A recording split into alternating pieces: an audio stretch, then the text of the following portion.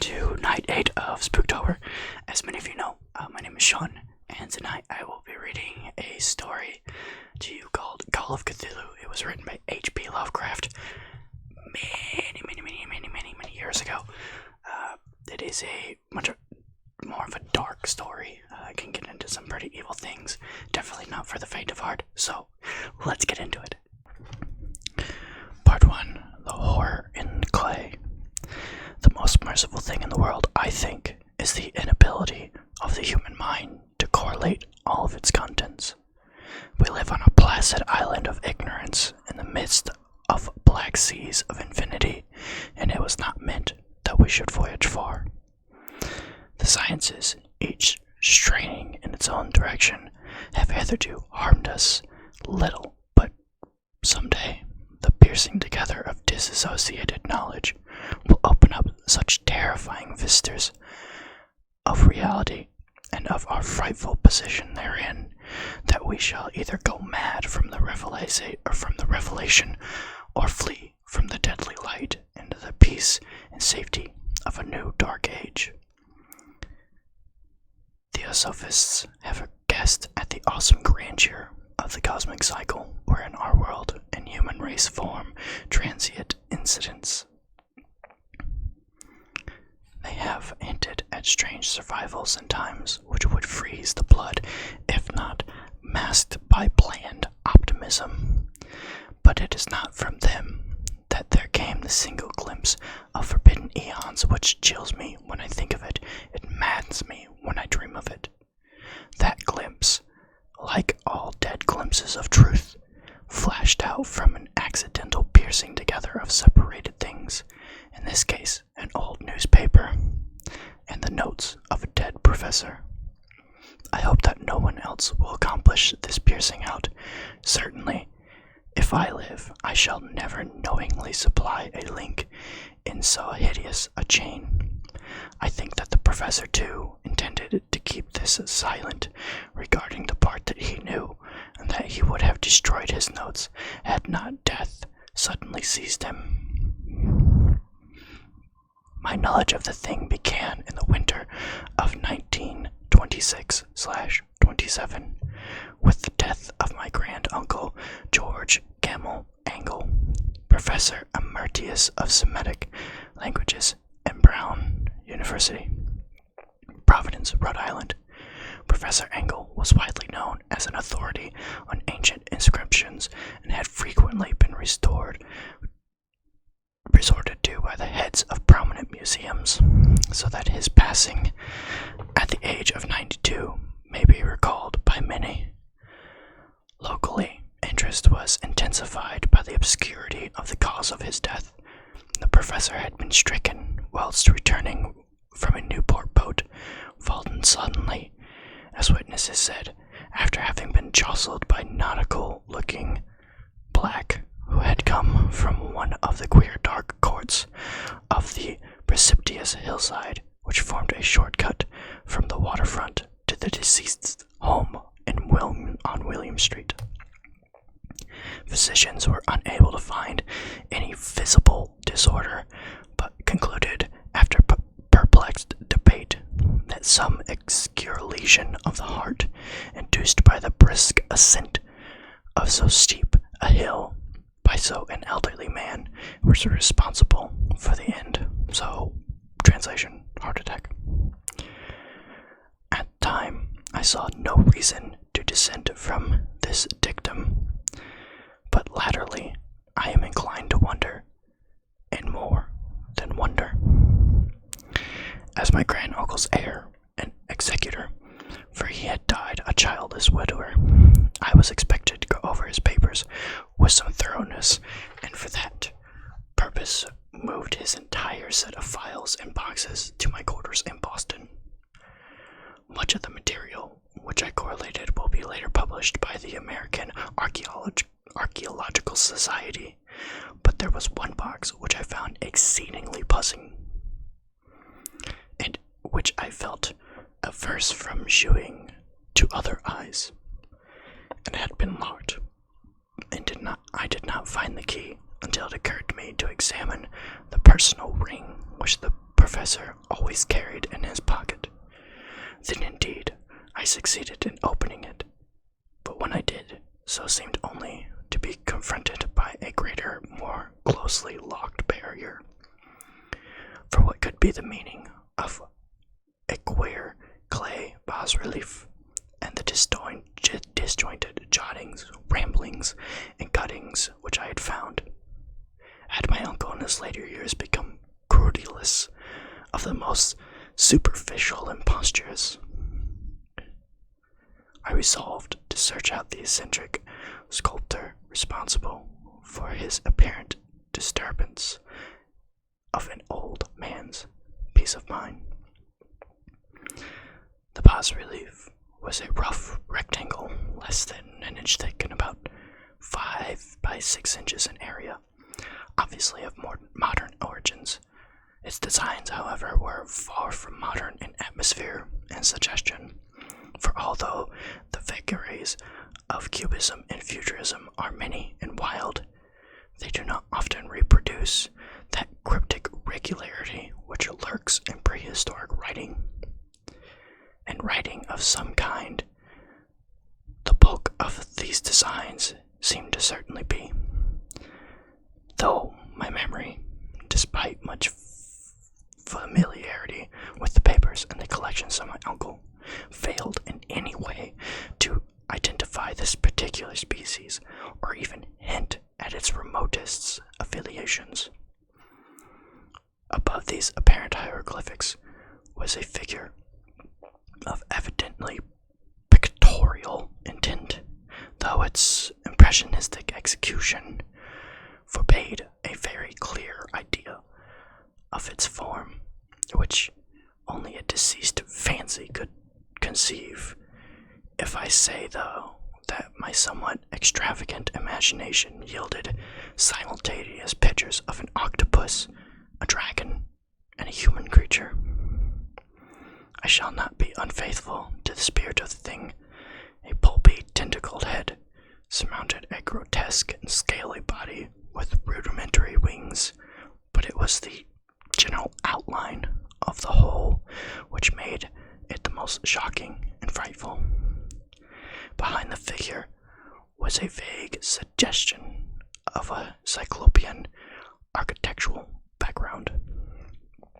The writing accompanying this oddity was aside from a stack of press cuttings in Professor Engel's most recent hand, and made no pretense to his literary style, which seemed to be the main document was headed Cthulhu Cult, in characters painstakingly printed to avoid the erroneous reading of a word so unheard of.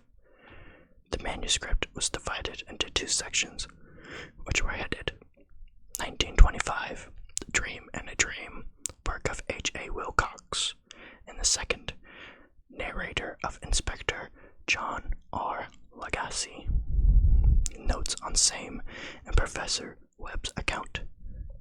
The other manuscript papers were all brief notes, some of them occults, accounts of the queer dreams of different people, some of them citations from theosophical books and magazines, and the rest comments on long surviving secret societies and hidden cults, with references to passages in such mythological and anthropological source books as Fraser's Golden Bough and Miss Murray's Witch Cult in Western Europe. The cuttings largely alluded to outre mental illnesses and outbreaks of group folly or mania in the spring of 1925. The first half of the principal manuscripts told a very peculiar tale. It appears that on March 1st, 1925, a thin, dark young man of neurotic and excited aspect had called upon Professor Engel. Hearing this singular clay bas-relief, which was then exceedingly damp and fresh, His card bore the name of Henry Anthony Wilcox, and his uncle had recognized him as the youngest son of an excellent family slightly known to him, who had latterly been studying sculpture at the Rhode Island School of Design and living alone at the Fort Dulé building near the institution. Wilcox was a precious youth of known genius, but great eccentricity, and had, from childhood, excited attention through strange stories and odd dreams he was in the habit of having. He called himself physically hypersensitive, but the staid folk of the ancient commercial city dismissed him as being merely odd. Never mingling much with his kind, he had dropped gradually from social visibility and was now known only to a small group of aesthetics from other towns. Even the Providence Art Club, anxious to preserve its conservatism, found him to be quite hopeless. On the occasion of the visit, ran the professor's manuscript, the sculptor abruptly asked for the benefit of his host's archaeological knowledge in identifying the hieroglyphics on the bas-relief. He spoke in a dreamy, silted manner, which suggested pose and alienated sympathy, and my uncle shewed some sharpness in replying, for the conspicuous freshness of the tablet implied kingship, but with anything but archaeology. Young Wilcox's rejoinder, which impressed my uncle enough to make him recall and record it verbatim, was of a fantastically poetic cast, which must have typified his whole conversation, and which I have found highly characteristic of him. He said, "It is new indeed, for I made it last night in a dream of strange cities, and the dreams are older than brooding Tyre, or the contemplative Sphinx, or the garden-girdled Babylon." It was then he began that rambling tale which suddenly played upon a sleeping memory and won the fevered interest of my uncle. There had been a slight earthquake tremor the night before, the most considerable felt in New England for some years, and Wilcox's imagination had been keenly affected. Upon retiring, he had an unprecedented dream of great cyclopean cities of Titan blocks and sky-flung monoliths, all dripping with green ooze and sinister with latent horror. Hieroglyphics had covered the walls and pillars, and from some undetermined point below had come a voice, but it was not a voice, a chaotic sensation which could only fancy transmute into sound, but which he attempted to render the almost unpronounceable jumble of letters. Cthulhu Valtukon. This verbal jumble was the key to the recollection which excited and disturbed Professor Ungo.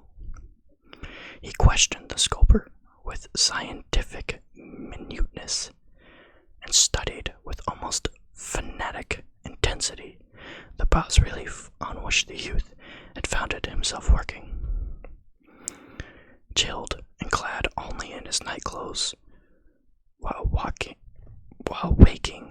had stolen bewilderingly over him, my uncle blamed his old age, Wilcox afterwards said, for slowness in recognizing both hieroglyphics and pictorial design.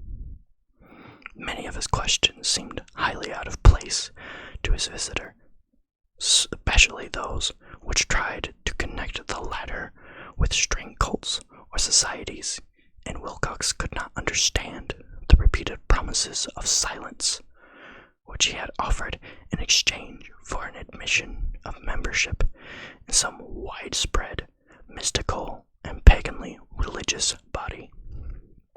When Professor Engel became convinced that the sculptor was indeed ignorant of any cult or system of cryptic lore, he besieged his visitor with demands of future reports of dreams.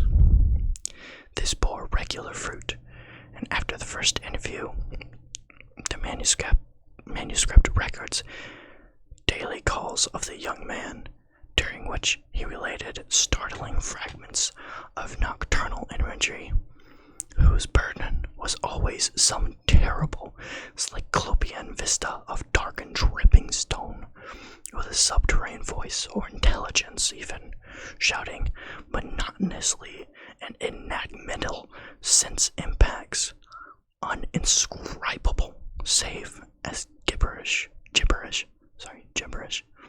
The two sounds most frequently repeated are those rendered by the letters Cthulhu and Renee.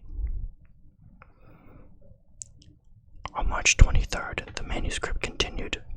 Wilcox failed to appear, and inquiries at his quarters revealed that he had been stricken by an obscure sort of fever and taken to the home of his family on Waterman Street.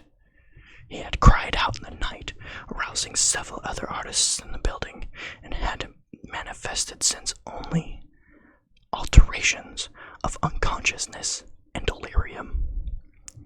My uncle at once telephoned to the family, and from that time forward kept close watch of the case, calling often at the Thayer Street office of Dr. Toby, whom he had learned to be in charge of the young man.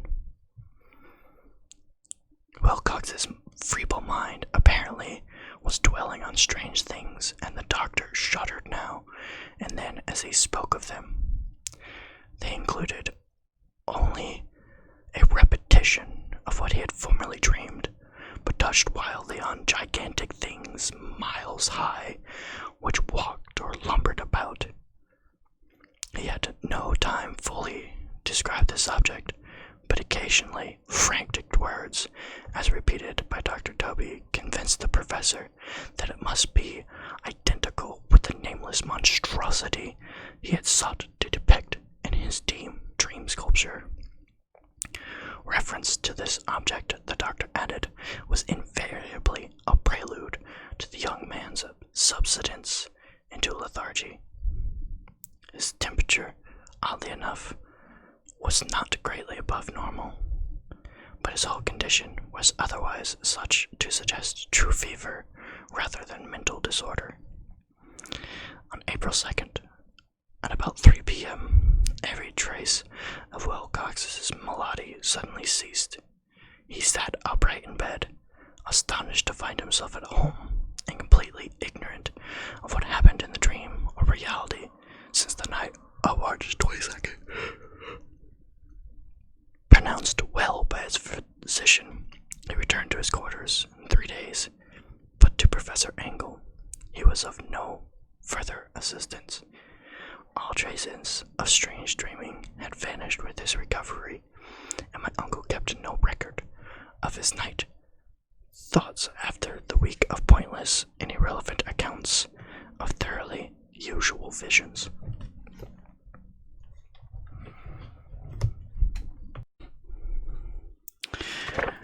And here we go. Call of Cthulhu, Part 2. The Tale of Inspector Lagrasse. Yep, here we go.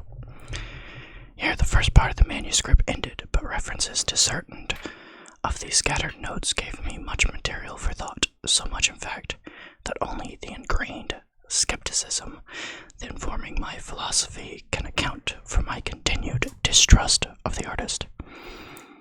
The notes in question were those descriptive of the dreams of various persons, covering the same period as that in which young Wilcox had had his strange visitations.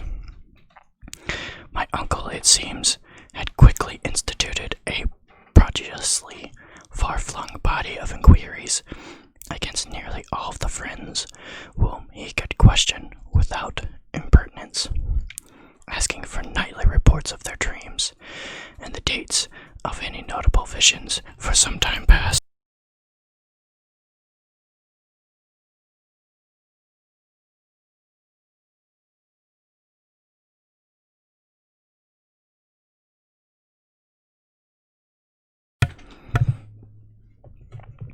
The reception of the request seems to have been varied, but he must, at the very least, have received more responses than any ordinary man could have handled without a secretary. This original correspondence was not preserved, but its notes formed a thorough and really significant digest. Average people in society and business, New England's traditional salt of the earth, gave an almost completely negative result, though scattered cases of uneasy but formless nocturnal impressions appear here and there, always between March 23rd and April 2nd, the period of young Wilcox's delirium.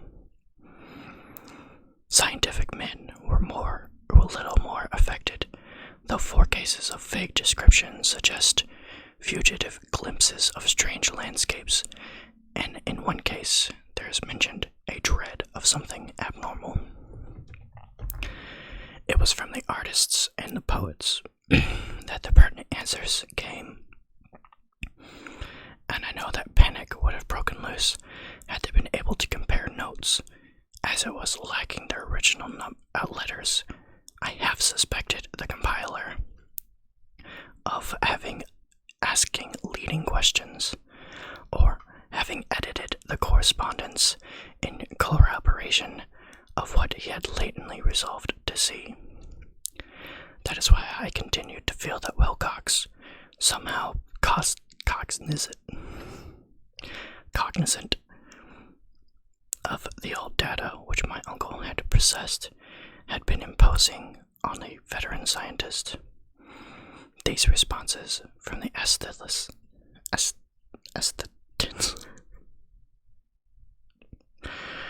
told a disturbing tale. These responses from the people told a disturbing tale from February 22nd to April 2nd. A large portion of them had dreamed very bizarre things. The intensity of the dreams began immeasurably the stronger during the period of the sculptor's delirium. Over 1/4 of those who reported anything reported scenes and half-sounds not unlike which Wilcox had described. Some of the dreamers confessed acute fear of a gigantic, nameless thing visible towards the last. One case, which the note describes with emphasis, was very sad. The subject, a widely known architect, with leanings towards theosophy and occultism, went violently insane on the date of young Wilcox's seizure, and expired several months later after inconsistent screamings to be saved from some escaped denizen of hell. Had my uncle referred to these cases by name instead of by merely number, I should have attempted some corroboration and personal investigation, but as it was, I succeeded in tracing down only a few. All of these, however, bore out the notes in full. I have often wondered if all the objects of the professor's questioning felt as puzzled as did this fraction.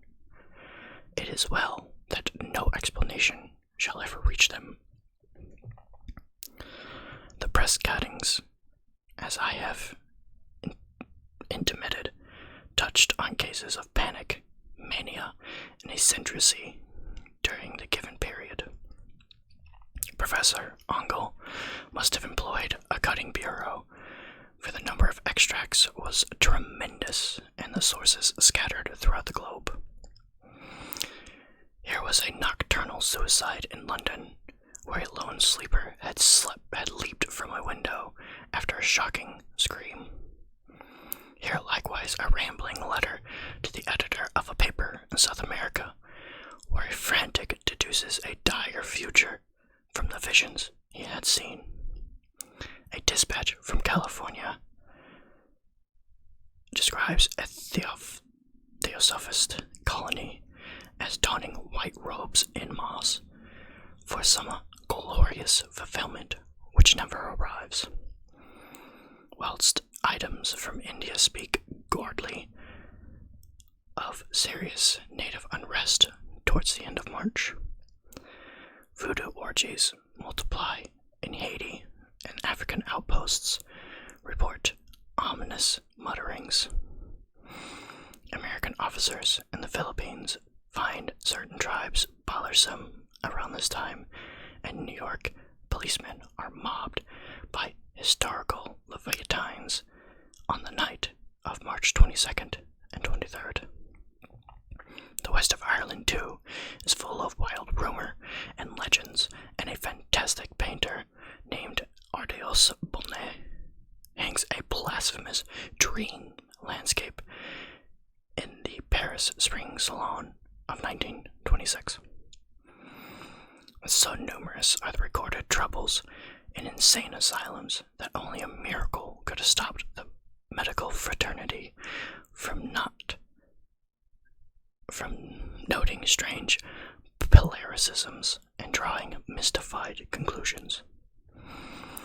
A weird bunch of cuttings all told, and I can at this date scarcely envision the callous rationalism with which I set them aside, but I was then convinced that young Wilcox had known of the older matters mentioned by the professor. The older matters which had made the sculptor's dreams and bas-reliefs so significant to my uncle formed the subject of the second half of his long manuscript. Once before it appears, Professor Ungle had said the hellish outlines of the nameless monstrosity, puzzled over the unknown hieroglyphics, and heard the ominous syllables which can be rendered only as Cthulhu. And all this is so stirring and horrible a connexion that it is a small wonder he pursued young Wilcox with queries and demands for data in the first place. The earlier experience had come in 1908, 17 years before, when the American Archaeological Society held its annual meeting in St. Louis. Professor Ungle, as befitted one of his authority and attainments, had a prominent part in all of its deliberations, and was one of the first to be approached by several outsiders who took advantage of the conversation to offer questions for correct answering and problems for expert solutions. The chief of these outsiders, and in a short time the focus of interest for the entire meeting, was a commonplace-looking middle-aged man who had traveled all the way from New Orleans for certain special information unattainable by any local source. His name was John Raymond Legrasse, and he was by profession an inspector of police. With him he bore the subject of his visit, a grotesque, repulsive, and apparently very ancient stone statuette, of whose origin was at a loss to determine. It must not be fancied that Inspector Legrasse had the least interest in archaeology. On the contrary, his wish for enlightenment was prompted by purely professional considerations. The statuette, idol, fetish, or whatever it was, had been captured some months before in the wooded swamps of New Orleans during a raid on a supposed voodoo meeting, and so singular and hideous were the rites connected with it, that the police could not but realize that they had stumbled on a dark cult, totally unknown to them, and infinitely more diabolical than even the blackest of African voodoo circles. Of its origin, apart from the erratic and unbelievable tales extorted from the captured members, absolutely nothing was to be discovered. Hence the anxiety of the police for any antiquarian love which might help them place the frightful symbol, and through it track down the cult to its fountainhead. Inspector Larose was scarcely prepared for the sensation for which his offering created. One side of the thing had been enough to throw the assembled men of science into a state of tense excitement, and they lost no time in crowding around him to gaze at the diminutive figure, whose utter strangeness and air of genuinely abysmal antiquity hinted so potently at unopened and heretic vistas. No recognized school of sculpture had animated this terrible object, yet centuries, even thousands of years, seemed recorded in its dim greenish surface of unplaceable stone.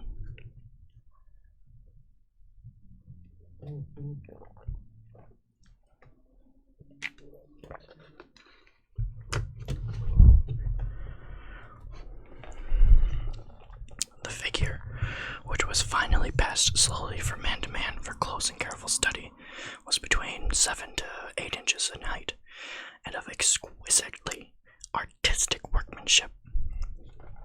It was a monster of vaguely anthropoid outline, but with an octopus-like head, whose face was a mass of feelers, a scaly, rubbery-looking body, prodigious claws on hind and forefeet, and long, narrow wings behind.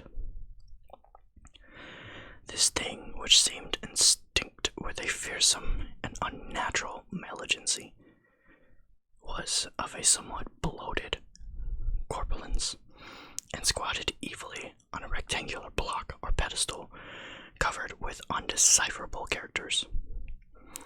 The tips of the wing touched the back edge of the block. The seat occupied the center, whilst the long, curved claws of the doubled-up, crouching hind legs gripped the front end and extended a quarter of the way down towards the bottom of the pedestal. The head was bent forward, so that the ends of the facial features brushed the backs of huge forearms, which clasped the croucher's elevated knees. The aspect of the whole was abnormally lifelike and more subtly fearful, because its source was so totally unknown. Its vast, awesome, and incalculable age was unmistakable, yet not one link did it show with any known type of art belonging to civilization's youth, or indeed any other ancient time. Totally separate and apart, its material was a mystery, for the soapy, greenish black stone, with its golden or iridescent flecks and striations, resembled nothing familiar to geology or mineralogy. The characters along the base were equally baffling, and no member present, despite a representation of half the world's experts learning in this field, conformed the least notion of even their remotest linguistic kinship. They, like the subject and material, belonged to something horribly remote and distant from mankind as we know it, something frightfully suggestive of old and unhallowed cycles of life, in which our conceptions have no part. And yet, as the members severally shook their heads and confessed defeat at the inspector's problem. There was one man at the gathering who suspected a touch of bizarre familiarity in the monster's shape and writing, and who presently told with some diffidence of the odd trifle that he knew what the monster was. This person was the late William Channing Webb, professor of anthropology in Princeton University, an explorer of no slight note.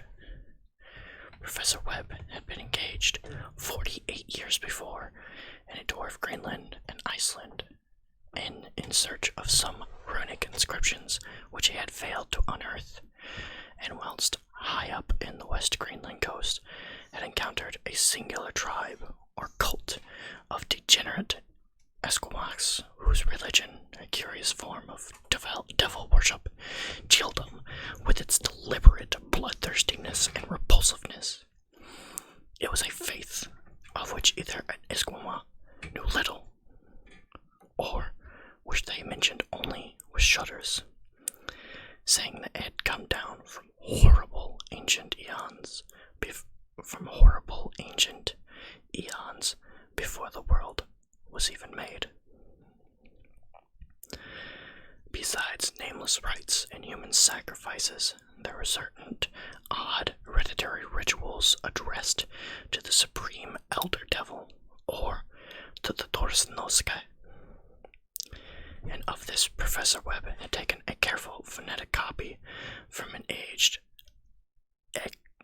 Agnikuk, or wizard priest, expressing the sounds in Roman letters as best as he knew how.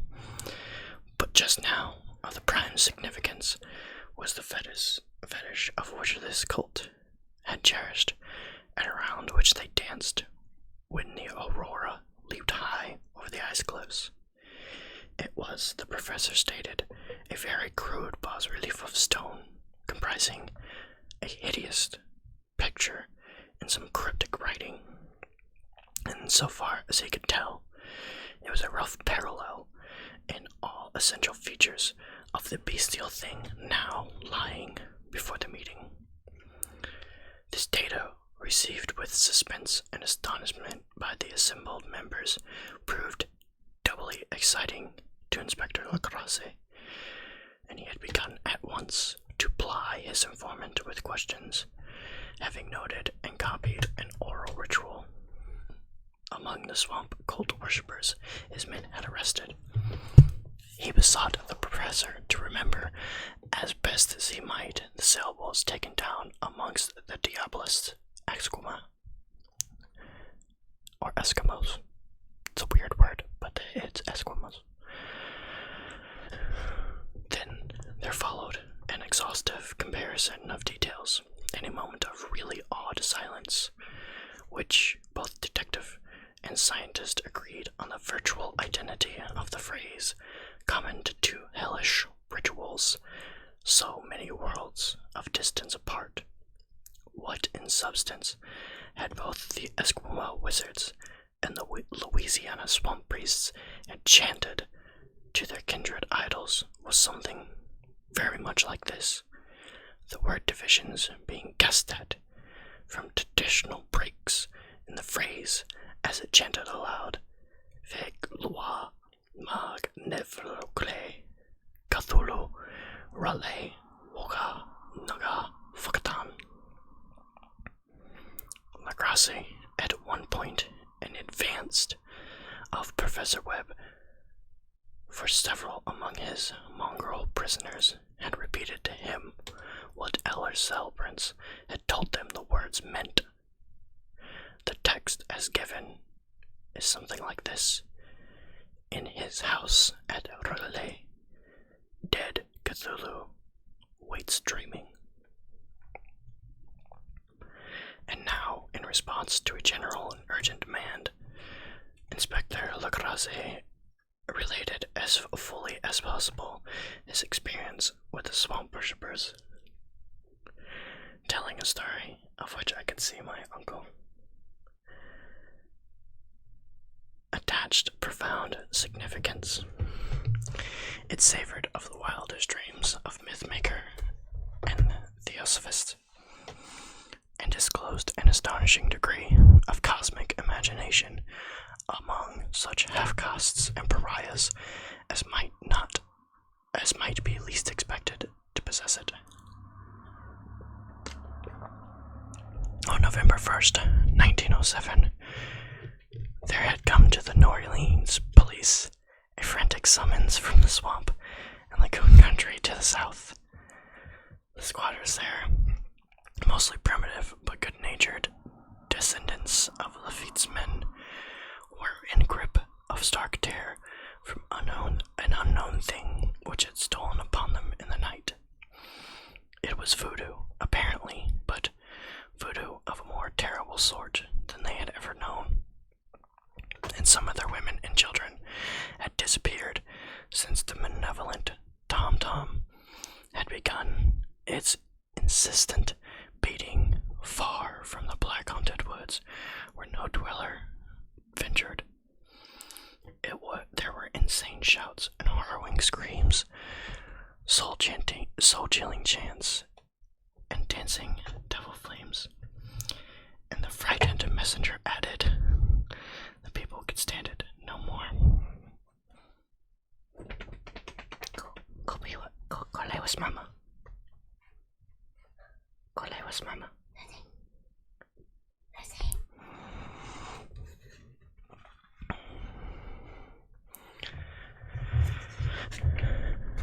So a body of 20 police, filling 2 carriages and an automobile, had set out in the late afternoon with the shivering squatter as a guide. At the end of the passable road, they alighted, and for miles splashed in on silence through a terrible cypress woods where day never came, and it was always dark. Ugly roots and malignant hanging nooses of Spanish moss beset them, and every now and then a pile of dank stones or fragment of rotting wall, intensified by its hint of morbid habitation. A depression which every malformed tree and every fungus islet combined to create. At length, the squatter settlement, a miserable huddle of huts, hove in sight, and hysterical dwellers ran out to cluster around the group of bobbling lanterns. The muffled beat of toms was now faintly audible far, far ahead, and a blood-curdling shriek came at infrequent intervals when the wind shifted. A reddish glare, too, seemed to filter through the pale undergrowth beyond endless avenues of forest and night.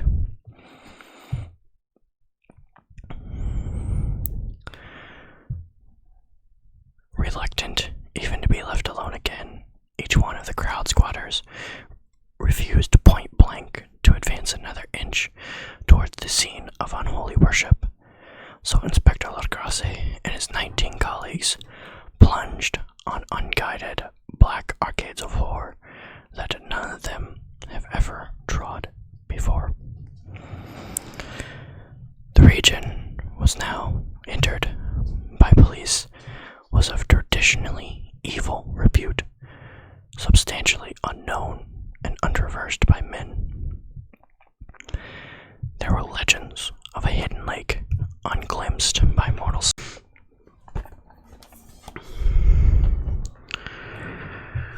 The present voodoo orgy was indeed on the merest fringe of the abhorred area. That location was bad enough, hence perhaps the very place of the worship had terrified the squatters more than the shocking sounds and incidents. Only poetry or madness could do justice to the noises heard by Lagrasse's men as they plowed on through the black morass towards the red glare and muffled drums. There are vocal qualities peculiar to men and vocal qualities peculiar to beasts, and it is terrible to hear the one when the source should yield the other. Animalistic fury and orgiastic license here whipped themselves to demonic heights by howls and squawking ecstasies that tore and reverberated through those nighted woods like pestilential tempests from the gulfs of hell.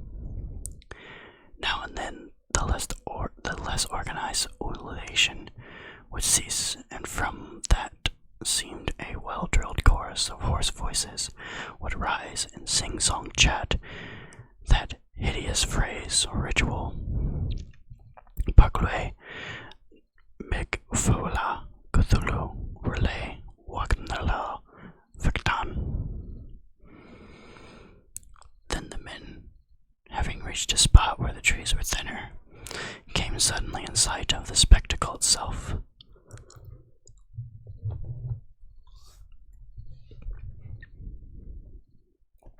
Four of them reeled, one fainted, and two were shaken into a frantic cry, which the mad cacophony of the worship fortunately deadened. The grasse dashed swamp water onto the face of the fainting man, and all stood trembling and nearly hypnotized with the horror. In a natural glade of the swamp stood a grassy island, perhaps an acre's extent, clear of trees and tolerable dry.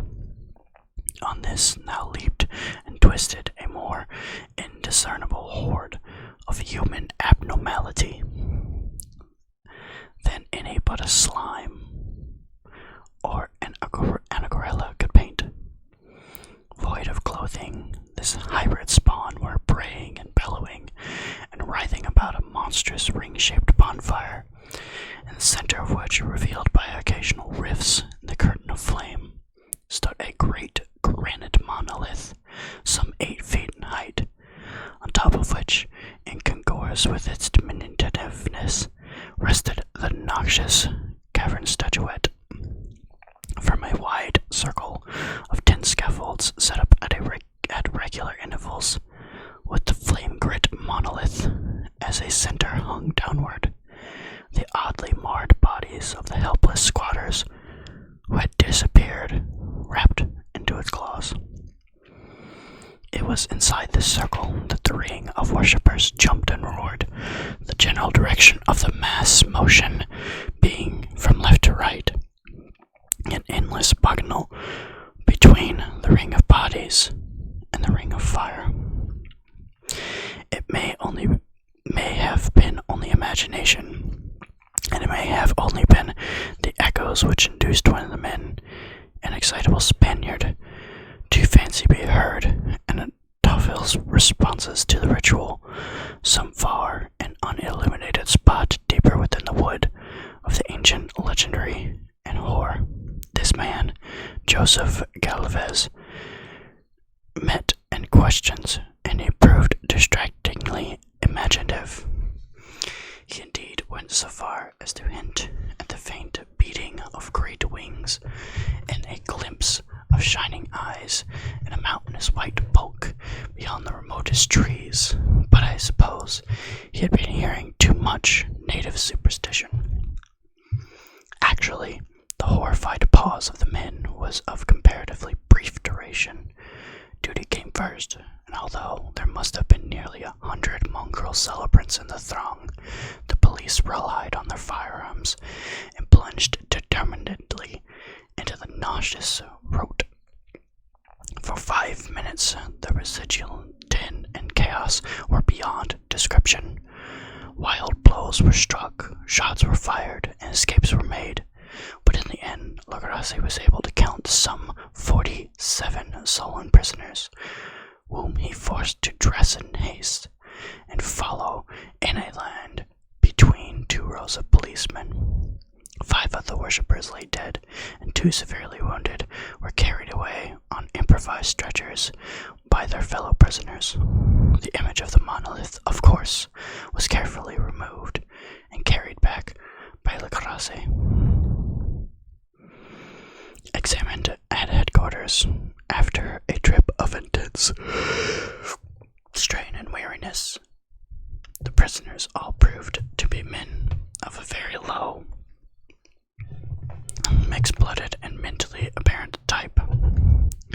Most were seamen and a sprinkling of riffraff, largely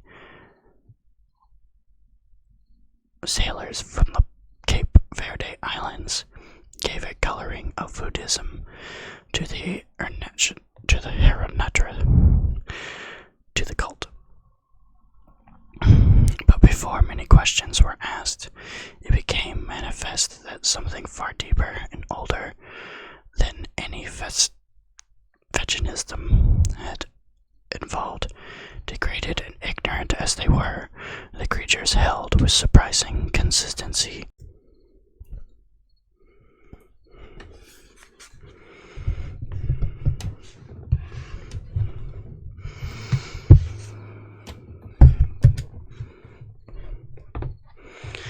examined at headquarters after a trip of intense strain and weariness. The prisoners all proved to be men of very low, mixed-raced, and mentally apparent type. Most were seamen, with a sprinkling of every race imaginable, from the Cape Verde Islands, given a coloring of Buddhism to the heterogeneous cult. But before many questions were asked, it became manifest that something far deeper and older than any primitive fetishism was involved. Degraded and as ignorant as they were, the creatures held with surprising consistency to the central idea of their loathsome faith. They worshipped, so they said, the great old ones who lived ages before there were any men, and who came to the young world out of the sky. These old ones were gone now, inside the earth and under the sea, but the dead bodies had told their secrets and dreams to the first men who formed a cult which had never died. This was that cult, and the prisoners said it always existed and always will. Hidden in distant wastes and dark places all over the world, until the time when the great priest Cthulhu, from his dark house in the mighty city of Renee under the waters, should rise and bring the earth again beneath his mighty sway. Someday he would call when the stars were ready, and the secret cult was always waiting to liberate him. Meanwhile, no more must be told. There was a secret which even torture could not extract. Mankind was not absolutely alone among the conscious things of earth, for shapes came out of the dark to visit the faithful few. But these were not the great old ones. No man has ever seen the great old ones. The carven idol was great Cthulhu himself, but none might say whether or not the others were precisely like him. No one could read the old writing now, but things were told by word of mouth. The chanted ritual was not the secret. That was never spoken aloud, only whispered. The chant meant only this. In his house, at Renee, dead Cthulhu waits dreaming. Only 2 of the prisoners were found sane enough to be hanged, and the rest were committed to various institutions. All denied a part in the ritual murders, and averred that the killing must have been done by the black-winged ones, which had come to them from their immemorial meeting place in the haunted wood. But of these mysterious allies, no coherent account could ever be gained.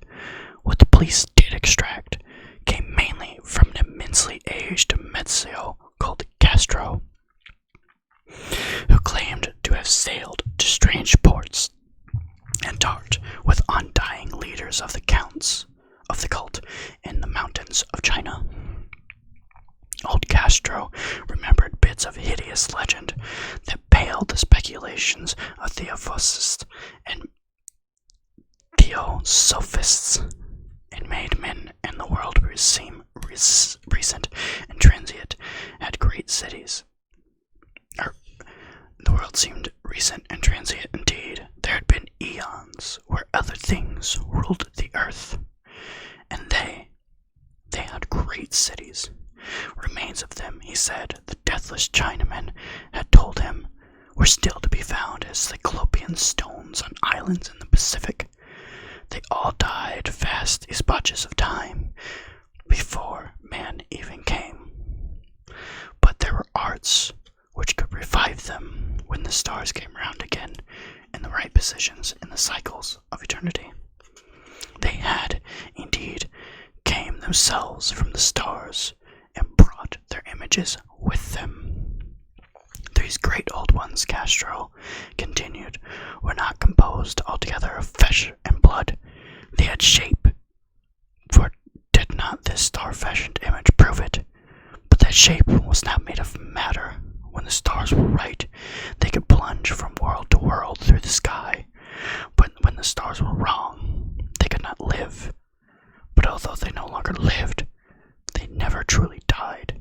They all lay in the stone houses of the great city of Renee, preserved by the spells of mighty Cthulhu for a glorious resurrection, when the stars and the earth might once more be ready for them. But at the time, some force from the outside must serve to liberate their bodies. The spells that preserved them intact likewise prevented them from making an initial move, and they could only lie awake in the dark and think whilst uncounted millions of years rolled by. They knew all that was occurring in the universe, but their mode of speech was transmitting thought. Even now they talked in their tombs. When after infinities of chaos the first man came, the great old ones spoke to the sensitive among them by molding their dreams, for only thus could their language reach the freshly found minds of mammals. Then, whispered Castro, those first men formed the cult around small idols which the great ones showed them. Idols brought in dim areas from dark stars. The cult could never die till the stars came right again, and the secret priests would take a great Cthulhu from his tomb to revive his subjects and resume his rule on earth.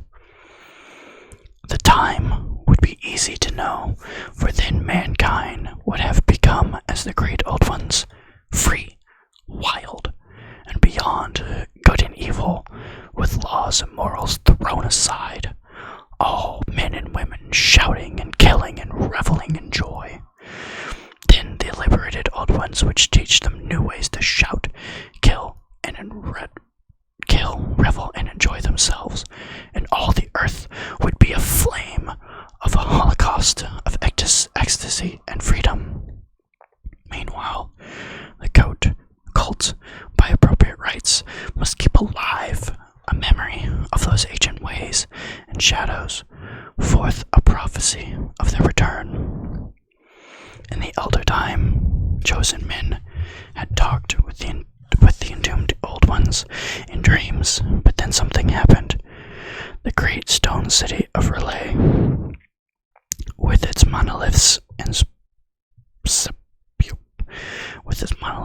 statues, had sunk beneath the waves suddenly, and the deep waters, full of one of the primal mystery, though which not even thought can pass, had cut off the spectral intercourse. But memory never died, and high priest said that the city would rise again when the stars were right. Then come out of the earth the black spirits of the earth, moldy and shadowy and full of dim rumors, picked up in caverns beneath forgotten sea bottoms. But of them old Castro dared not speak. He cut himself off hurriedly, and no amount of persuasion or subtlety could elicit more in this direction. The size of the old ones, too, he curiously declined to mention.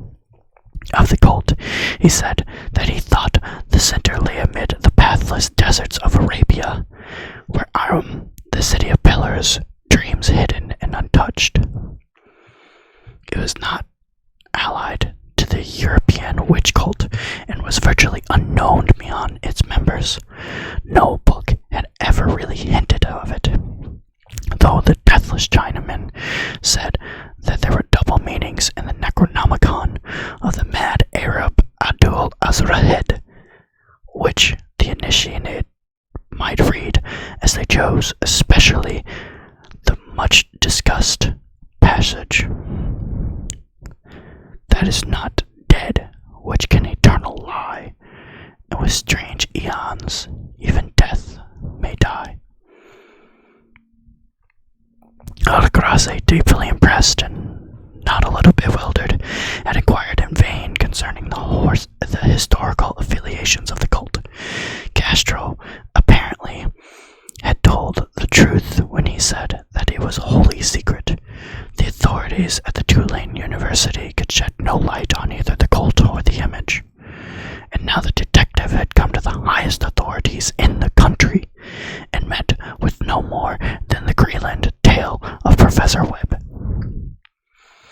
The feverish interest aroused at the meetings of Grasse's tale, corroborated as it was by the statuette, is echoed in the subsequent correspondence of those who attended, although scat mentioned occurs in the formal publications of the Society. Caution is the first care of those accustomed to face occasional charlatanry and imposture. Grasse for some time lent the image to Professor Webb, but at the latter's death it was returned to him and remains in his possession, where I viewed it not long ago. It is a truly terrible thing, and unmistakably akin to the dream sculpture of young Wilcox, in the shape of the great dreamer. My uncle was excited by the tale of the sculptor. I did not wonder, for the thoughts must arise upon hearing, after knowledge of what Grasse had learned of the cult, a sensitive young man who had dreamed not only of the actual figure and of exact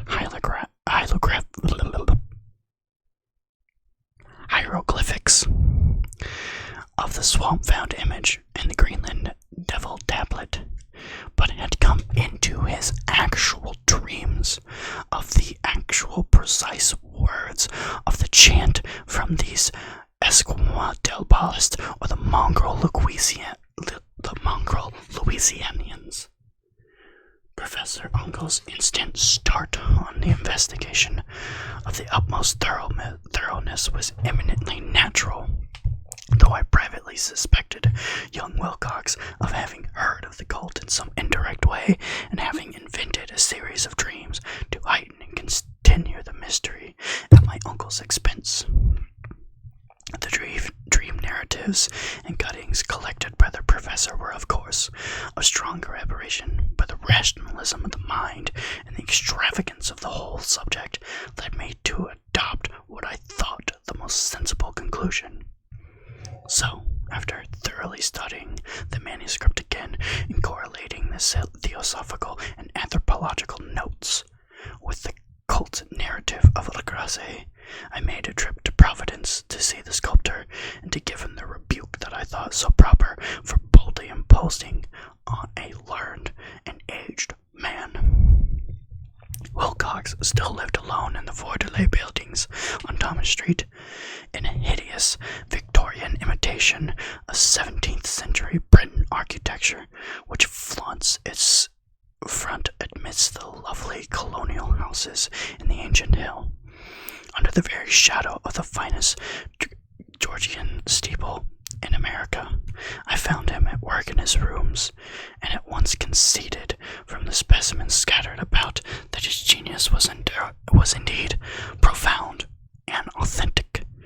He will, I believe, sometime be heard as one of the great decadents, for he is crystallized in clay and will one day mirror in marble those nightmares and fantasies which Arthur McCain evokes in prose and Clark Ashton Smith makes visible in verse and painting. Dark, frail, and somewhat unkempt in aspect, he turned languidly at my knock and asked asked me my business without even rising nor looking at me. When I told him who I was, he displayed some interest, for my uncle has excited his curiosity in probing his strange dreams, yet he never explained the reason for the study. I did not enlarge his knowledge in this regard, but sought with some subtlety to draw him out. In a short time, I became convinced of his absolute sincerity, for he spoke of the dreams in a manner that none could mistake. They had their subconscious residuum, had been influenced by his heart profoundly, and he showed me a morbid statue whose contours almost made me shake with the potency of its dark suggestion. He could not recall having seen the original of this thing except in his dream, but the outlines had found themselves insensibly under his hands. It was no doubt the giant shape he had raved of in his delirium, even with the tall, thin wings. He really knew nothing of the hidden cult, save from what my uncle's relentless investigation had let fall. He soon made clear, and again I strove to think of some way which he could have possibly received these weird impressions. He talked of his dreams in a strangely poetic fashion, making me see terrible vividness the damp cyclopean city of slimy green stone, whose geometry, he oddly said, was all wrong. In fear, the heightened expectancy of the ceaseless half-mental callings from underground, Cthulhu Victon, Cthulhu Victon.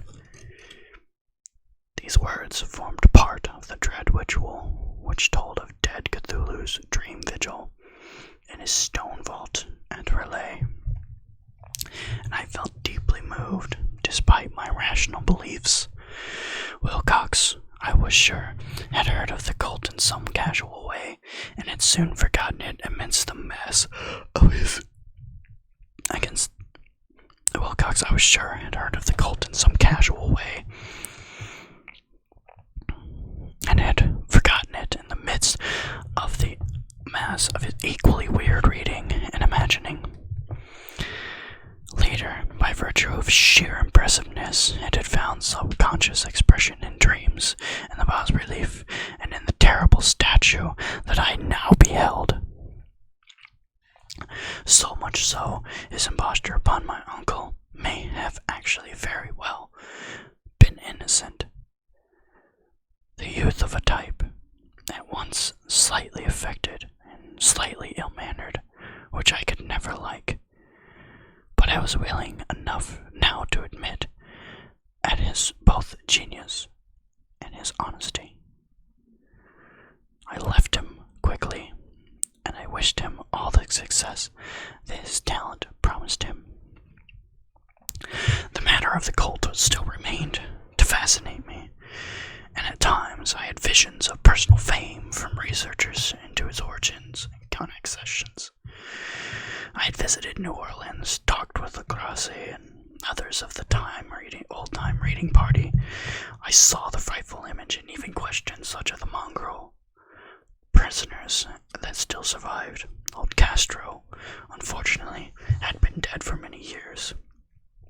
What I heard so graphically firsthand, though it was really no more than a detailed confirmation of what my uncle had written, excited for me anew, for I felt sure that I was on the track of a very real, very secret, and very ancient religion whose discovery could make me an anthropologist of note. My attitude was still one of absolute materialism, as I still wish it were, and I discounted with most inexplicable perversity the coincidence of the dream notes and the old cuttings collected by Professor Uncle. One thing I began to suspect, and which I now fear I know, is that my uncle's death was far from natural. He fell on a narrow hill leading up from an ancient waterfront, storm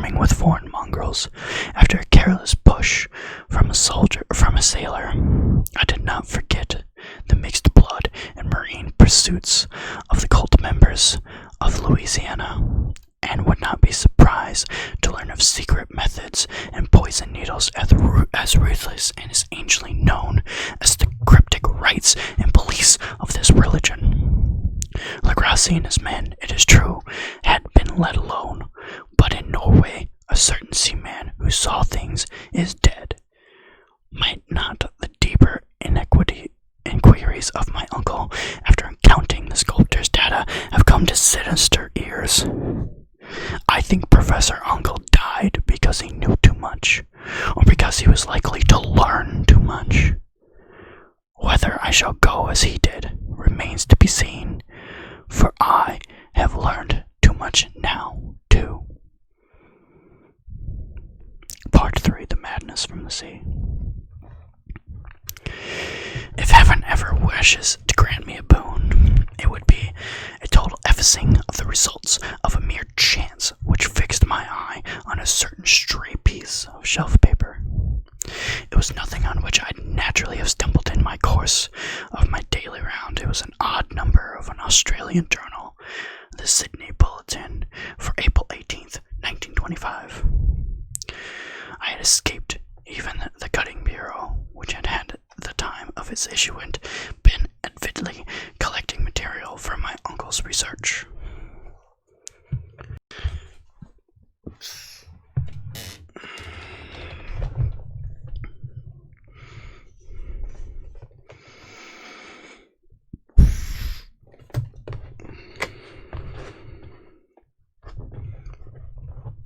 Got a lot to cut there, bud.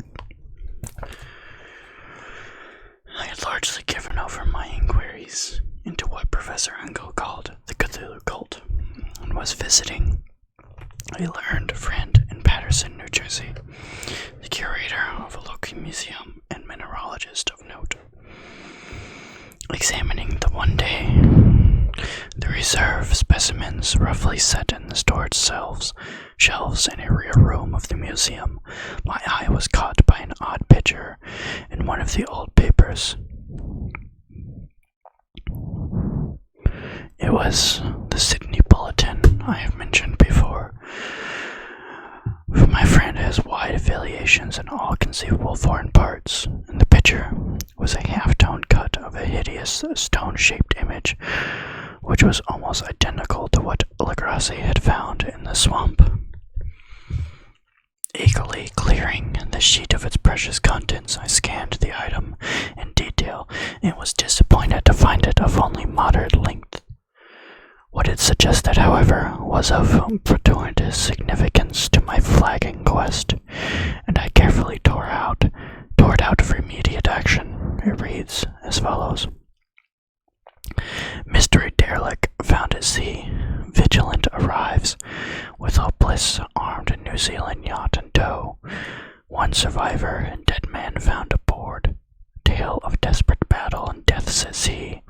Rescued seaman refuses particulars of strange experience. Odd idol found in his possession. Inquiry to follow.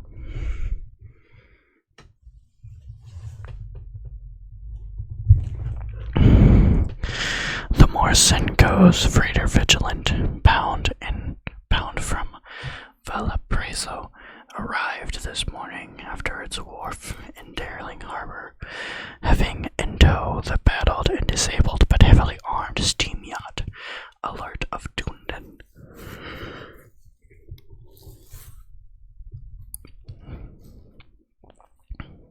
Having in tow the battled but disabled but heavily armed steam yacht Alert of Dunedin, which was sighted April 12th at latitude 3421, longitude 152.17, longitude, I know how to say that word, with one living and one dead man aboard.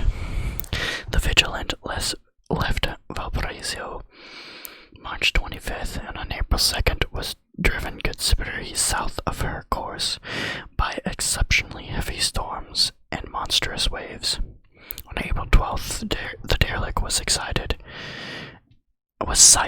and though apparently deserted, was found boarding to contain one survivor in a half-delirious condition and one man who had evidently been dead for more than a week. The living man was clutching a horrible stone idol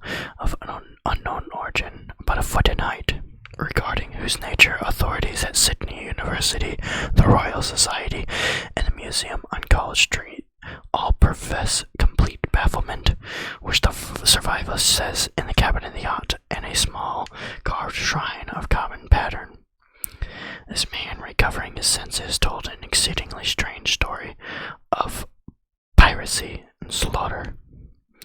He is Gustav Jonassen, a Norwegian man of great intelligence, and had been second mate of the two-masted schooner Emma of Auckland, which sailed Fort Gallo February 20th with a complement of 11 men.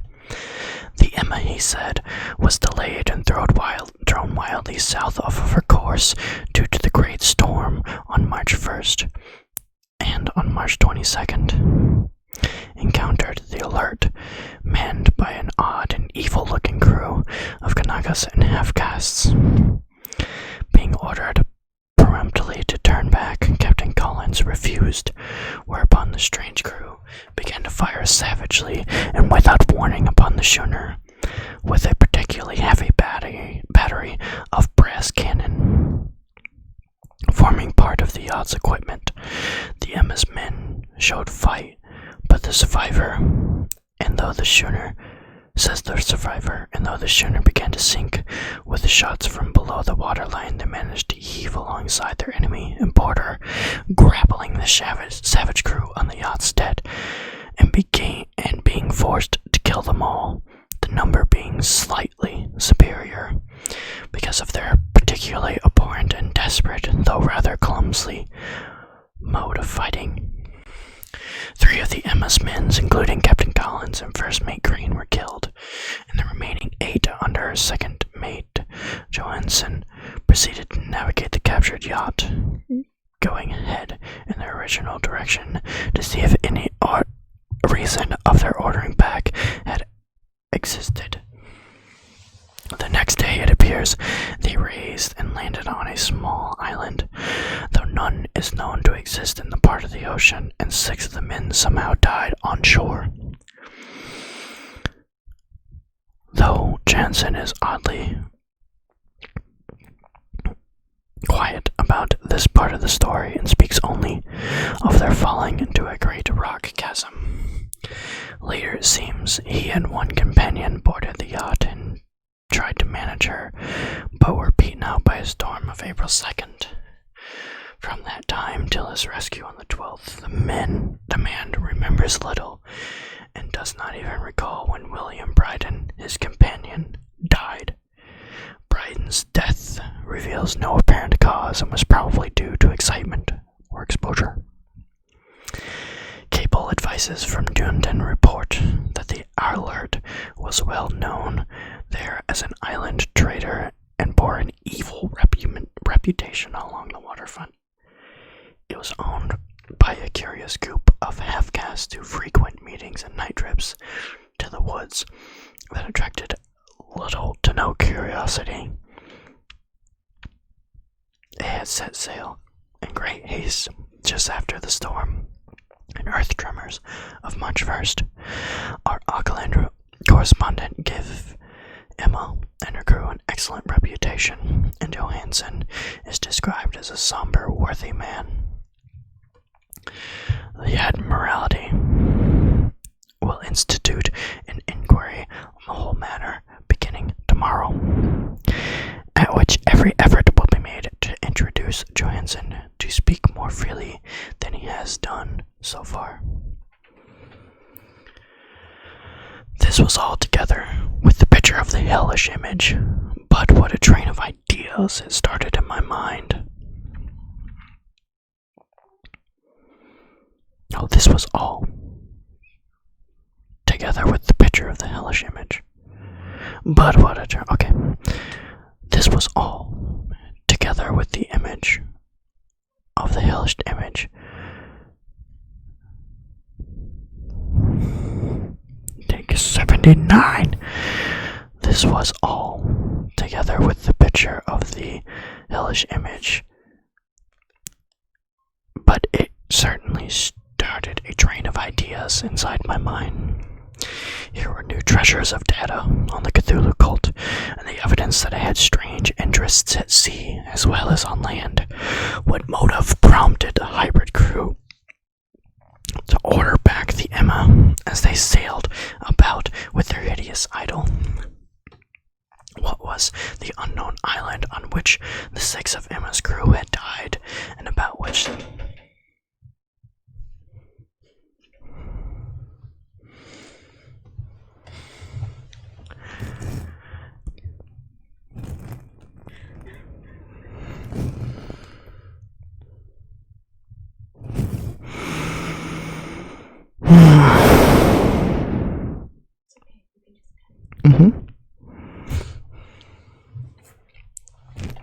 What motive prompted the hybrid crew to order back the Emma as they sailed with their hideous idol? What was the unknown island on which 6 of the Emma's crew had died, and about which the mate Johansen was so secretive? And what was the Vice Admiralty's investigation brought out, and what was known of the noxious cult in Dundon? And most marvelous of all,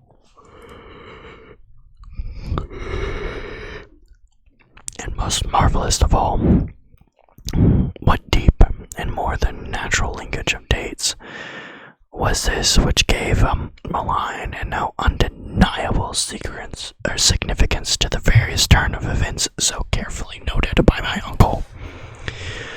March 1st, or February 28th, according to the international date line. The earthquake and storm had come. From Dundon, the Alert and her noisome crew had darted eagerly forth as if imperiously summoned, and on the other side of the earth poets and artists began to dream of the strange, dank cyclopean city, whilst a young sculptor had molded in his sleep the form of the dreaded Cthulhu. On March 23rd, the crew of the Emma landed on an unknown island and left 6 men dead, and on the date of dreams of sensitive men assumed a heightened wilderness.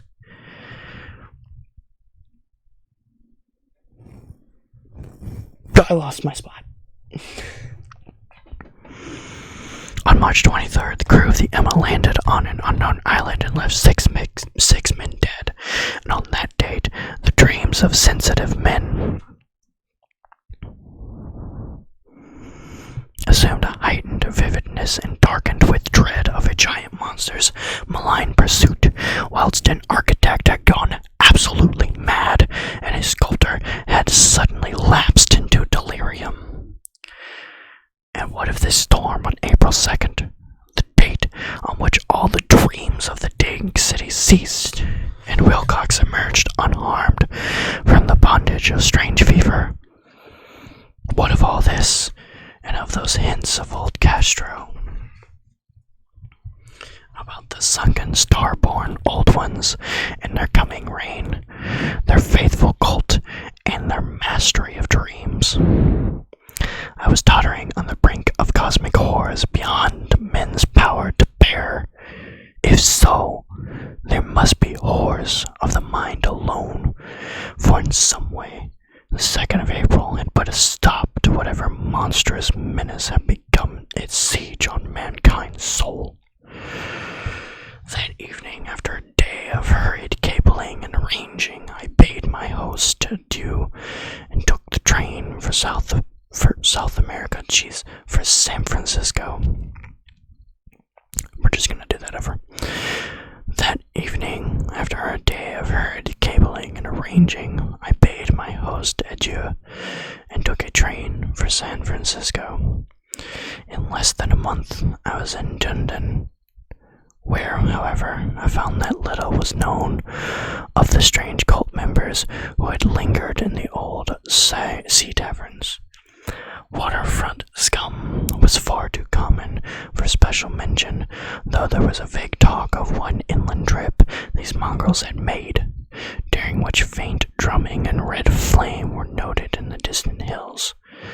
In Auckland, I learned that Johansen had returned with yellowed hair turned white. After a perfunctory and inconclusive questioning at Sydney, and thereafter sold his cottage on West Street and sailed with his wife to his old home in Oslo.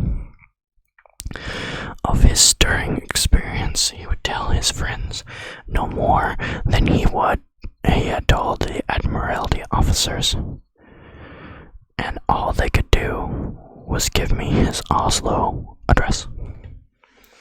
After I went to Sydney and talked profitlessly with seamen and members of the Vice Admiralty Court, I saw the Alert, now sold and in commercial use, at Circular Quay in Sydney Cove, but gained nothing from its non-committal bulk. The crouching image, with its cuttlefish head, dragon body, scaly wings, and hieroglyphic pedestal, was preserved at the museum in Hyde Park, and I studied it long and well, finding it a thing of balefully exquisite workmanship, and with the same utter mystery, terrible antiquity, and unearthly strangeness of material which I had noted at Negrasse's smaller specimen. Geologists, the curator told me, had found it a monstrous puzzle, for they vowed that the world held no rock like it. Then I thought with a shudder of what old Castro had told Negrasse about the primal great ones. They had come from the stars, and they had brought their images with them.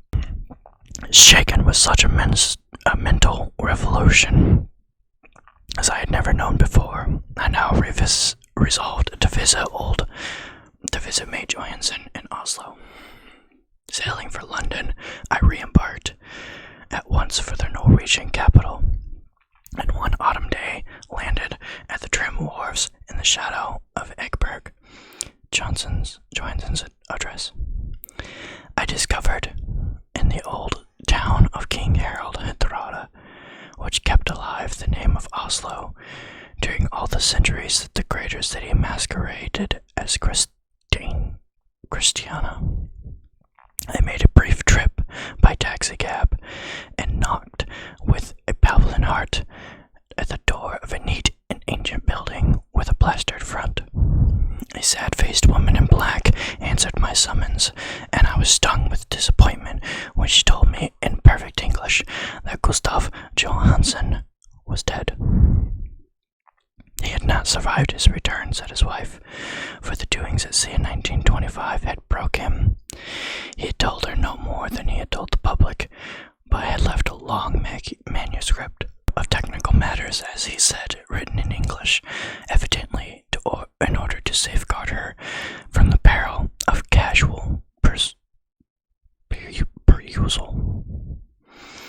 During a walk through a narrow lane near the Gothenburg dock, a bundle of papers falling from an attic window had knocked him down. 2 Lascar sailors at once helped him to his feet, but before the ambulance could reach him, he was dead. Physicians found no adequate cause for his death, related to heart trouble and a weakened constitution. I now felt gnawing at my vitals with that dark terror which will never leave me till I, too, am at rest, accidentally or otherwise. Persuading the widow that my connection with her husband's technical matters was sufficient to entitle me to his manuscript, I bore the document away and began to read it on the London boat. It was a simple rambling thing, a naive sailor's effort at a post facto diary. He strove to recall day by day that last awful voyage. I cannot attempt to transcribe it verbatim in all of its cloudiness and redundance. But I will tell it's just enough to show why the sound of the water against the vessel's sides became so unendurable to me that I stopped my ears full of cotton. Johansen, thank God, did not know quite all, even though he saw the city and the thing. But I shall never sleep calmly again when I think of the horrors that lurk ceaselessly behind life in time and in space, and of those blasphemies from elder stars, which dreams beneath the sea, known and favored by a nightmare cult, ready and eager to loose them onto the world, whenever another earthquake shall have their monstrous stone city again rise to the sun and air. Johansen's voyage had begun just as he had told the Vice Admiralty. The Emma and Ballasta had cleared Auckland on February 20th and had felt the full force of that earthquake-born tempest which had been heaved up from the sea bottom, the horrors that filled men's dreams. Once more under control, the ship was making good progress. Fuck.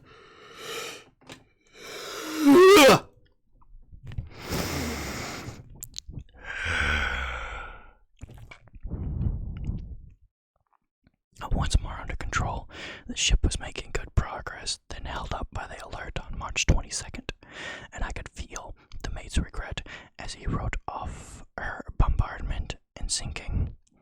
Of the swarthy cult fiends on the alert, he speaks with significant horror. There was some peculiarly abnormal quality about them, which made their destruction seem almost as if it was a duty, and Johansen shows ingenious wonder at the charge of ruthlessness brought against his party and the proceedings of the court inquiry. Then, driven ahead by curiosity in their captured yacht under Johansen's command, the men sight a great stone pillar sticking out of the sea at south longitude 49, west longitude 126. It came upon a coastline of mingled mud, ooze, and weedy cyclopean masonry, which can be nothing less than the tangible substance of Earth's supreme terror, the nightmare corpse city of Relay. It was built in measureless eons behind history, beyond the vast loathsome shapes that seeped down from the dark stars. There lay the great Cthulhu and his hordes, hidden in green slimy vaults and sending out at last their cycles of incalculable thoughts that spread fear to the dreams of the sensitive and called imperiously to the faithful to come on a pilgrimage of liberation and restoration. All this Johansen did not suspect, but God knows he saw soon enough. I suppose that only a single mountaintop, the hideous monolith-crowned citadel wherein great Cthulhu was buried, actually emerged from the waters right before him. When I think of the extent of all that may brooding down there, I almost wish that I had just simply become insane. Johansen and his men were awed by the cosmic majesty of this dripping Babylon of elder demons, and must have guessed without guidance that it was nothing of this or of any sane planet. Awed the unbelievable size of the greenish stone blocks, at the dizzying height of the great cavern monolith, and at the stupefying identity of the colossal statues and bas-reliefs, with the odd image found in the shrine on the alert, is poignantly visible in every line of the mate's frightened description. Without knowing what futurism is like, Johansen achieved something very close to it when he spoke of the city, for instead of describing any definite structure or building, he dwells only on broad impressions of vast angles and stone surfaces too great to belong. Why would I whisper? Do I yawn? I'm not even tired.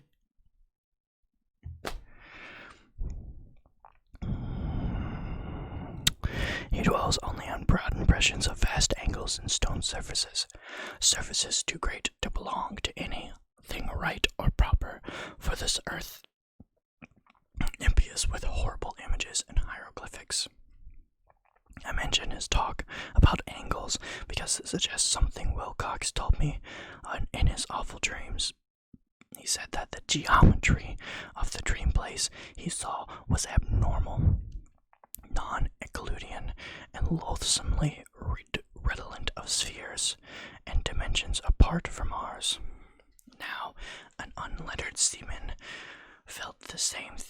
whilst gazing at this terrible reality.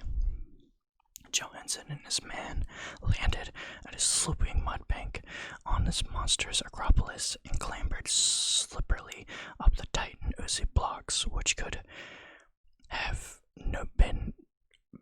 had no mortal staircase.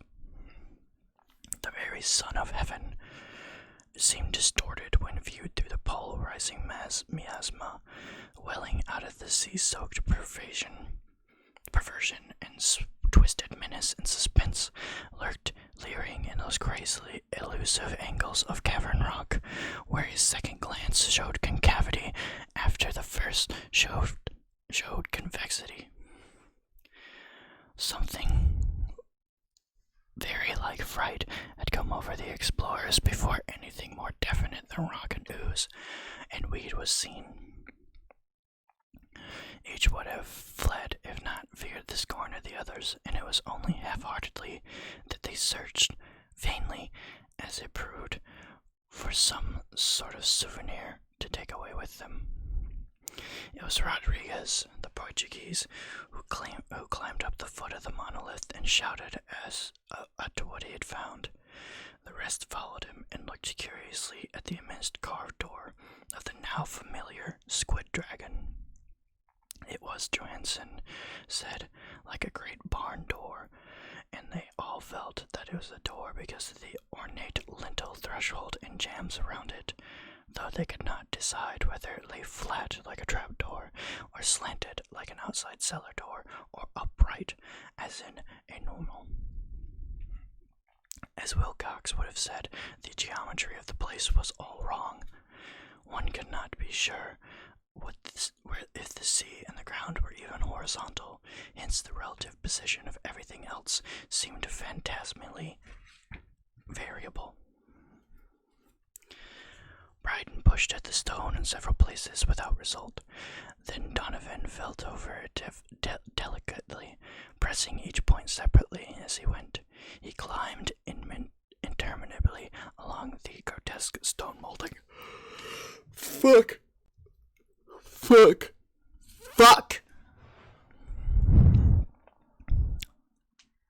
That is one that could call it climbing out of this thing was not, after all, horizontal. And the men wondered how any door in the universe could be so vast. Then, there softly and slowly, the acre-great panel began to give inward at the top and down along. And they saw that it was actually balanced. Donovan slid and somehow propelled himself down along the jamb and rejoined his fellows, and everyone watched the odd recession of the monstrously cavern portal.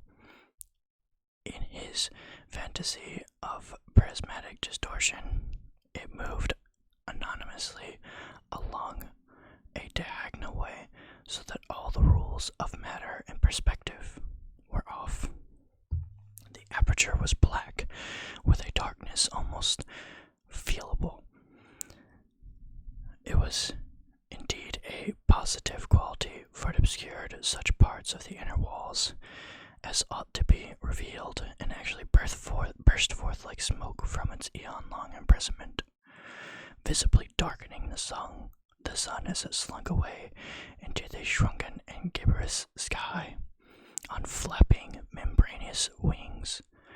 The odor arising from the newly opened depths was intolerable, and at length the quick-eared Hawkins thought he heard a nasty slopping sound from somewhere down beneath. Everyone listened, and everyone was listening still as it lumbered slobbering into sight and groping squeezed its gelatinous green immensity through the black doorway into the tainted air outside the poison city of madness. Poor Johansson's handwriting almost gave out after he wrote of this. Of the 6 men who never reached the ship, he thinked 2 perished of pure fright in that accursed instant. The thing cannot be described. There's no language for such abysms of shrieking and immemorial lunacy, such eldritch contradictions of matter, force, and cosmic order, a mountain walked or stumbled. Oh God, what wonder that across earth a great architect went mad, and the poor Wilcox raved with fear in that telepathic instant. The thing of the idols, the green, stickly spawn of the stars, had awakened and had come to claim his own. The stars were right again, and the age-old cult had failed to do by design, a band of innocent sailors had done by pure accident. After vigilantliest years, great Cthulhu was loose again and ravening for delight. 3 men were swept up by the flabby claws before anybody turned. God rest with them, if there be any rest in the universe.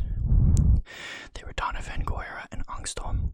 Parker slipped as the other 3 were plunging frenziedly towards the endless vistas of green-crusted rock to try to get back to the boat. Johansson swears that he was swallowed up by an angle of masonry which shouldn't have been there, an angle which was acute but behaved as if it were obtuse. So only Bryden and Johansson reached the boat and pulled desperately for the alert as the mountainous monstrosity flopped down the slimy stones and hesitated, foundering at the edge of the water. Steam had not been suffered to go down entirely, despite the departure of all hands for the shore, and it was the work of only a few moments of feverish rushing up and down between the well and the engines to get the alert underway. Slowly, amidst the distorted horrors of that indescribable scene, she began to churn. The lethal waters whilst on the masonry of that gentle shore that was not of the earth titan thing from whilst on the masonry of that charnel shore she was not of the earth, the titan thing from the stars slaved and glibbered like a polypheme cursing the fleeing ship of Odysseus. Then, bolder than the storied Cyclops, great Cthulhu slid greasily into the water and began to pursue with vast waves rising stroke of cosmic potency. Bryden looked back and went mad, laughing shrilly as he kept laughing at intervals till death found him one night in the cabin while Johansson was wandering deliriously. But Johansson had not given up yet. Knowing that the thing could surely overtake the alert until steam was fully up, he resolved on a desperate chance, and setting the engine for full speed, ran lightning-like on the deck and reversed the wheel. There was a mighty eddying and foam at the noisome brine, and as the steam mounted higher and higher, the brave Norwegian drove his vessel head-on against the pursuing jelly, which rose above the unclean froth like the stern of a demon galleon. The awful squid-head, with writhing feelers, came nearly up to the bowsprit of the sturdy yacht, but Johansson drove on relentlessly. There was a bursting of an exploding bladder, a slushy nastiness as of cloven sunfish, a stench of 1,000 opened graves, and a sound that the chronicler could not even put onto paper. For an instant the ship was befouled by an acidic and blinding green cloud, and then there was only a venomous seething astern, where God in heaven, the scattered pellicity of the nameless sky spawn had nebulously recombining into its hateful original form, whilst its distance widened every second as the alert gained impetuous from its morning steam. That was all. After that, Johansson had only brooded over the idol in the cabin, and attended to a few matters of food for himself and the laughing maniac by his side.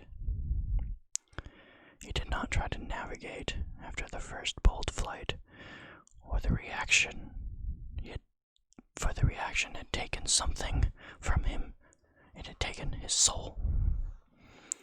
Then came the storm of April 2nd, and a gathering of clouds about his consciousness. There is a sense of spectral whirling through liquid gulfs of infinity, of dizzying rides through reeling universes on a comet's tail, and of hysterical plunges from the pit to the moon, and from the moon back again to the pit, all livened by a concatenating chorus of distorted, hilarious elder gods, and the green, bat-winged, mocking imps of Tartarus. Out of the dream came rescue, the vigilant, the Vice Admiralty Court, in the streets of London, and the long voyage back home to the old house by Eldberg. He could not tell. They would think him mad. He would write before he knew death came, but his wife must not guess. Death would be a boon if only he could blot out his memories. That was a document I read, and I now placed it in a tin box inside the bas-relief and the papers of Professor Uncle. With it shall go this record of mine, this test of my own sanity, wherein is pieced together that which I hope will never be pieced together again. I have looked upon all the universe as to hold of horror, and even the skies of spring and the flowers of summer must ever afterward be poison to me. But I do not think my life will be long. As my uncle went, as poor Johansen went, I shall go. I know too much, and the cult still lives. Cthulhu still lives as well. I suppose again in that chasm of stone which has shielded him since the sun was young. His accursed city has sunken once more, for the vigilant sailed over the spot after the April storm, but his ministers on the earth still bellow and prance and slay around idle-capped monoliths in lonely places.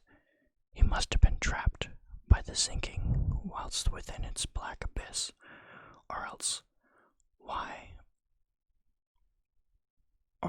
the world would now be screaming with fright and frenzy. Who knows the end? What has risen may sink, and what has sunk may rise. Loathsome death waits and dreams in the deep. Decay spreads over the tottering cities of men. A time will come, but I must not and cannot think of it. Let me pray that if I do survive this manuscript, my executors may put caution before audacity and see that it meets